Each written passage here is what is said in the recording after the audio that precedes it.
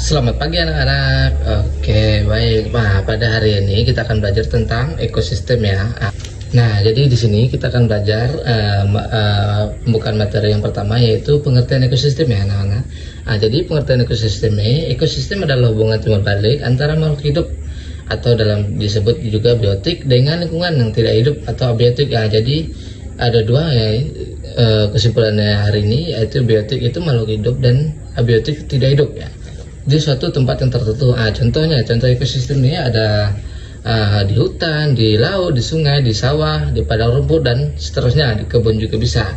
Jadi di dalam ekosistem hewan hidup berdampingan dengan tumbuhan, air, tanah, udara dan cahaya matahari dan makhluk lainnya. Oke, kita masuk ke komponen ekosistem ya anak-anak. Jadi komponen ekosistem itu memiliki banyak komponen ekosistem, yaitu pertama komponen abiotik, yaitu makhluk hidup. Di dalam makhluk hidup itu terdapat berbagai komponen, yaitu hewan, tumbuhan, manusia, dan mikroorganisme, jamur atau bakteri. Yang kedua, B, komponen abiotik, yaitu tidak hidup, seperti air, tanah, udara, cahaya matahari, suhu, batu, dan iklim. Jadi hewan membutuhkan komponen abiotik seperti air dan udara untuk bertahan hidup, untuk makan, untuk minum, dan seterusnya. Jadi masuk ke peran hewan dalam ekosistem.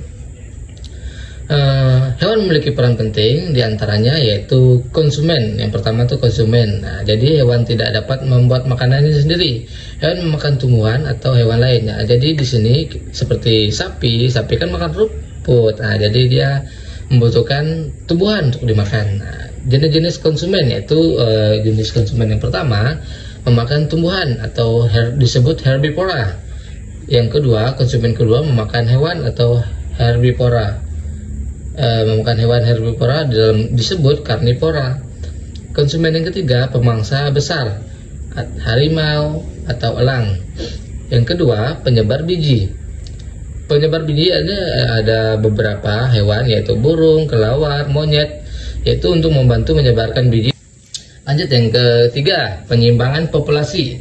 Jadi hewan pemangsa menyimbangkan jumlah hewan lainnya agar tidak terjadi keledakan populasi ya. Jadi tujuan saling memangsa itu memang ditakdirkan sebagai, jadi tidak ada kebanyakan hewan lain dan populasinya tidak banyak sekali.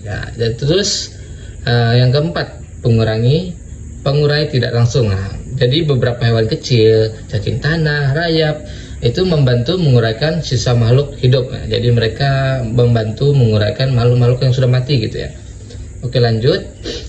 Klasifikasi hewan dalam ekosistem. Jadi ada beberapa klasifikasi hewan dalam ekosistem. Yang pertama itu herbivora atau pemakan tumbuhan. Contohnya hewan-hewannya yaitu sapi, kambing, dan kelinci. Yang kedua, karnivora, pemakan daging. Contoh hewannya adalah harimau, elang, dan hiu. Nomor 3, omnivora, pemakan segalanya. Itu pemakan segalanya itu banyak. Contohnya ayam, beruang, dan termasuk manusia.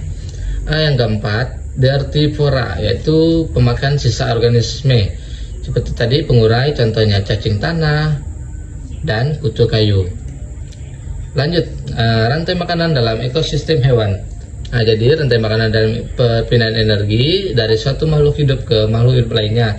Contohnya rantai makanan di hutan, yaitu yang pertama rumput dimakan kelinci dimakan ular dimakan elang. Contoh rantai makanan di sungai, plankton dimakan ikan kecil, terus ikan kecil dimakan ikan besar, dan ikan besar dimakan oleh buaya. Hewan selalu berada pada posisi konsumen dalam rantai makanan. Oke, lanjut pada materi yang selanjutnya, yaitu adalah contoh ekosistem hewan. Contoh ekosistem hewan yang pertama, ekosistem dalam hutan. Hewannya yaitu rusa, harimau, burung hantu, monyet. Komponen abiotiknya sinar matahari, tanah, air, dan sungai. Ekosistem laut yaitu hewan ikan, udang, cumi, hiu, dan lumba-lumba. Komponen abiotiknya adalah air laut, garam, dan cahaya matahari. Yang ketiga, ekosistem sawah. Yaitu ada hewannya, ada kata, ular, burung pipit, dan ikan kecil. Komponen abiotiknya adalah air, lumpur, dan sinar matahari. Jadi kita bisa simpulkan dari pada PPT hari ini, yaitu ada beberapa kesimpulan, yaitu ekosistem hewan adalah hubungan hewan dengan lingkungan sekitarnya. Yang kedua, hewan berperan sebagai konsumen dalam ekosistem. Dan yang ketiga, hewan terbagi menjadi herbivora, karnivora, omnivora, dan nocturnivora. Dan keempat, dalam ekosistem terjadi rantai makanan, keseimbangan alam. Oke, baik, terima kasih untuk kesimpulannya.